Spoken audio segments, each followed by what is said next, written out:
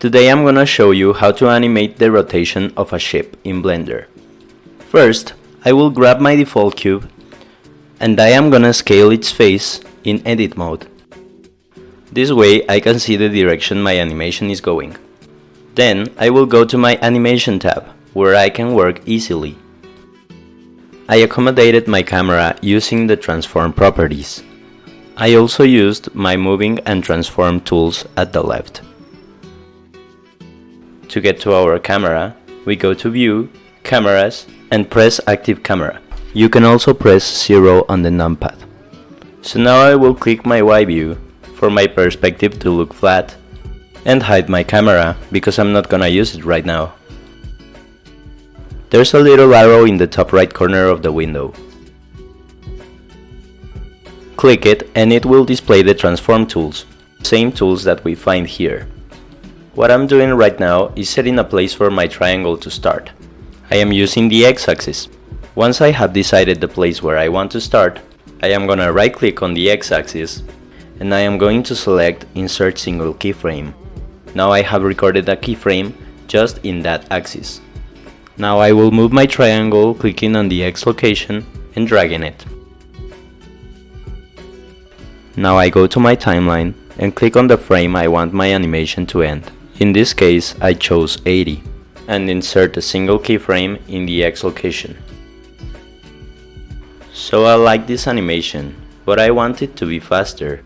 I can simply click and drag the last keyframe so that it's closer to the first one. This way, the animation speeds up. You can also change the length of the timeline.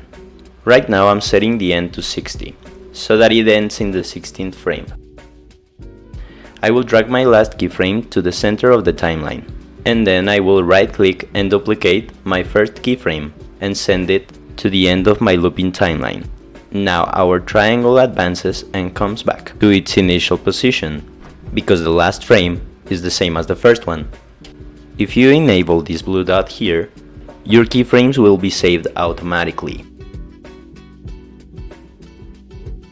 Now I will start animating the Z-axis. So now I created a single keyframe in the Z-axis and left it in the 10th frame in my timeline.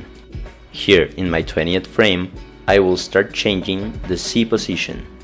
Now it takes a different direction from frame 10 to 20. So in the 40th frame, I want my triangle to come down. So in this frame I use my Z location to bring it down and then insert a single keyframe. Remember, if you have your blue dot enabled, the keyframe will be inserted automatically, just by moving the Z-axis. So now I am gonna duplicate my 10th keyframe and bring it to the frame 50, so that it recovers the initial position on the Z-axis. For this, I positioned myself in the 15th frame in the timeline, and then inserted a single keyframe to the Y rotation. This is the moment where my triangle will start turning. Then I position myself in the 25th frame, and then I click and drag my Y location. In frame 35, I will turn it again. In frame 35, I will turn it like this, so that it looks like it's drifting.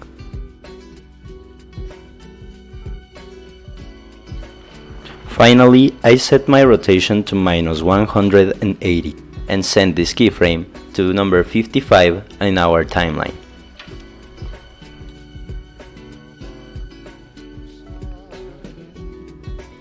From frame 10 to 15th, our triangle elevates but doesn't turn. We can fix this by turning the Y-axis on the 15th frame. Now it looks like it knows where it's going. I made this scene using the same principle. The rocket starts moving at the first frame. In the 14th frame, it starts going down in the Z-axis. It also starts turning in the X rotation. At frame 26, the X location reaches its lowest position and stops turning at 27. Finally, I duplicated the first frame so that it's the same as the last one.